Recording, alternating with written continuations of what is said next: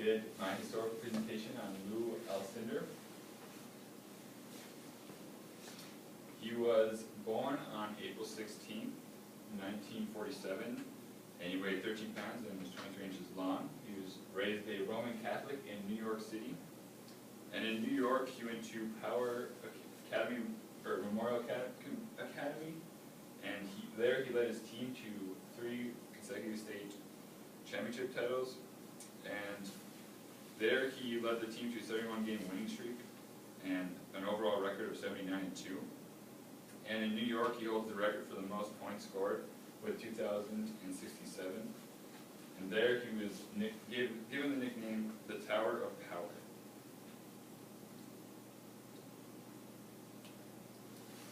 He played 4 years at UCLA after high school from 1965 to 1969. And he played under the legendary coach John Wooden. And in his first ever college basketball game, he broke the single game scoring record with 56 points. And in a game against Cal in 1968, Lou was hit with an elbow and suffered a scratched left cornea. And at UCLA, he earned a degree in history. And one of his favorite hobbies while not playing basketball was practicing martial arts under the direction of Bruce Lee.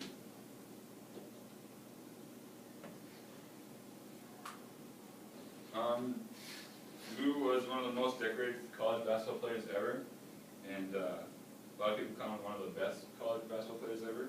And he won 3 NCAA championships with UCLA, and he won 3 tournament MVPs there. And he would have won a 4th NCAA championship, but back then they did not allow freshmen to participate on the varsity team. And Lou was responsible for the NCAA to ban dunking from 1967 to 1976 because that's all he really did was dunk. And in 1968, the U.S. Olympic Committee asked him to play for the team, but he decided to boycott it because he thought that it was wrong that African Americans had to go fight for glory and honor for their country in both the Vietnam War and the Olympics, and then come back to America and be treated like second-class citizens. And at the time, Lou was the first big athlete to join the Olympic Project of Human Rights, and that's just an organization that wants equal rights for Africans through the Olympics. And then later in the summer of 1969, he converted to Islam, and in 1971 he changed his name to Kareem Abdul-Jabbar, and that's what probably most of you know him as, and that means noble servant of the Almighty One. After college, he was offered $1 million to play with the Harlem Globetrotters, but he decided just to enter the NBA draft and was drafted number 1 overall in 1969. He went to the Milwaukee Bucks, and there he won 1 championship and 1 NBA MVP. And then in 1974, he released to the press that the Midwest did not fit his cultural needs and asked to be traded to LA or either New York. And he got traded to Los Angeles. And he stayed there from 1975 to 1989. And there he won 5 more NBA championships and 5 more MVPs.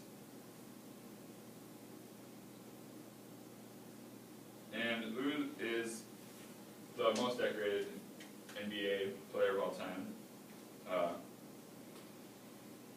Some of the more prestigious awards are the NBA all-time leading scorer, the 6-time NBA champ, and 6-time MVP. And he's often referred to as one of the best big men of all time.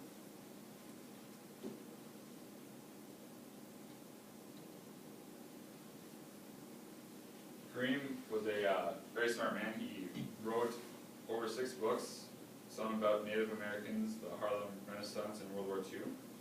He knows martial arts through his friendship with Bruce Lee. He does yoga, is a jazz historian, and breeds horses. He's also appeared on many movies and TV series. Richard Lipchak is an ESPN analyst and said that he was one of the smartest and most intelligent athletes he has ever spoken to. And one of his favorite quotes from Kareem was, "I can do more than stuff a ball through a hoop. My greatest asset is my mind." And that just shows that basketball, there's more to life than just basketball for him. And Kareem had a degree in history and was well aware of the hardships that African Americans and Jews faced. Because over both the Holocaust and African trade slave, over 19 million people had died. And both races were still trying to fight for equality. And the Jews supported the African Americans in what they were trying to obtain. And a lot of Jewish lawyers were lawyers for the NAACP, and they played a key role in getting rights for African Americans.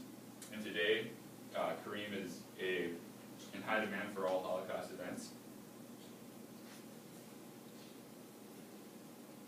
And today, he is a U.S. Global Culture Ambassador, and he's appointed that in January 18, 2012 by former Secretary Hillary Clinton. And all he does is travel the world and tries to engage young people and talk about how important education is and how social and racial tolerance and cultural understanding is important.